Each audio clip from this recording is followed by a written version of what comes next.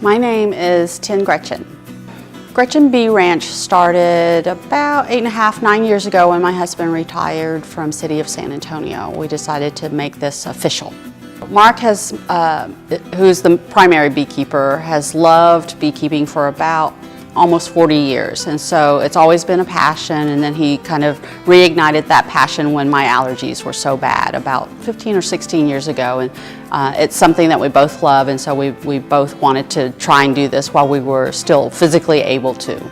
One of the most challenging parts of beekeeping is to slow people down when they feel they're ready to keep bees and they come at it with misconceived notions about how easy it is, and when they romanticize it, and we kind of have to give them a realistic dose of what work might go into it. But it is beautiful and we love it, of course, we're passionate about it, but we want to be genuinely honest with people about the amount of care that they require. So I think that's the biggest challenge, is teaching people how to approach beekeeping realistically. We do offer a lot of educational opportunities, from tours of homeschool groups and scout troops and things like that. But for people who are seriously considering moving forward with beekeeping, there's the Introduction to Beekeeping class, which is a 3-hour fee-based class. And then there's Harvesting Honey, which is also fee-based. And so those are for the more serious folks. And then there's a whole series of free 1-hour workshops that we do for our beekeepers, and those happen almost every Saturday when we're not teaching the other classes. And they're very topic specific, like how to administer mite treatments or how to recognize bee plants. You definitely have to have a passion and want to do this, because it's not something, it's not easy. South Texas beekeeping is hard, and it's one of the reasons we don't have a lot of professional beekeepers, although I think the numbers have definitely increased. It's hot, you more than likely will get stung. The hardest times in terms of the amount of work required is when it's the hottest, July, August. So we're very fortunate. So we don't have to do anything extra in terms of creating barriers to block wind and wrapping them like the people up north have to do. So just maintaining strong hives is all you really need to focus on. There are a lot of new beekeepers that come through here, and they can often get overwhelmed by the amount of stuff. And it's just like anything else you do, any hobby or job, there's a lot of accessories that can go with your beekeeping. We usually have a starter kit that we can recommend for them, and we show them the basic box, or it's a Langstroth hive.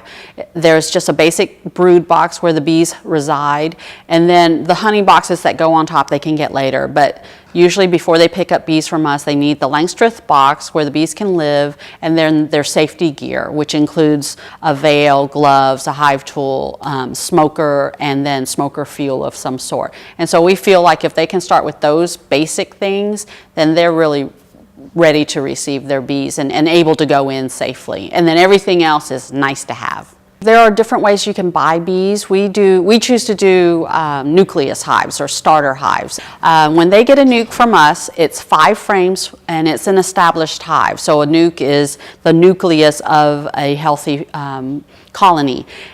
They transport their nuke hive back home, where their regular Langstroth 10-frame box is waiting and ready, and you teach the new beekeepers to kind of watch the activities, as the sugar syrup gets lower, give them some more, and it can take a week or 2 for the bees to draw out the honeycomb. And we also do a weekly newsletter, and so I kind of tell them, read the weekly newsletter so you can see what we're doing, because if you're in the area, you should probably be doing the same thing. In spring, we have 3 classes. It's once a month, the intro class. And so tomorrow, March 17th, is our first spring class. And then the next one will be in April, and that's full, and then May. We usually take a break for harvesting activities in June, July, and August. It also is so hot. We used to teach classes during that time, and classes would always be full, but we always worried about heat endurance for people, and so we decided just to take a break. And then it starts back up in fall with the introduction class. The harvesting class happens once a year, and we think this year will be mid-July, because that's about when people will start harvesting more than likely. But those regular 1 hour free workshops, they just happen almost every Saturday, and that information is on our website, and including the topics that we'll be covering.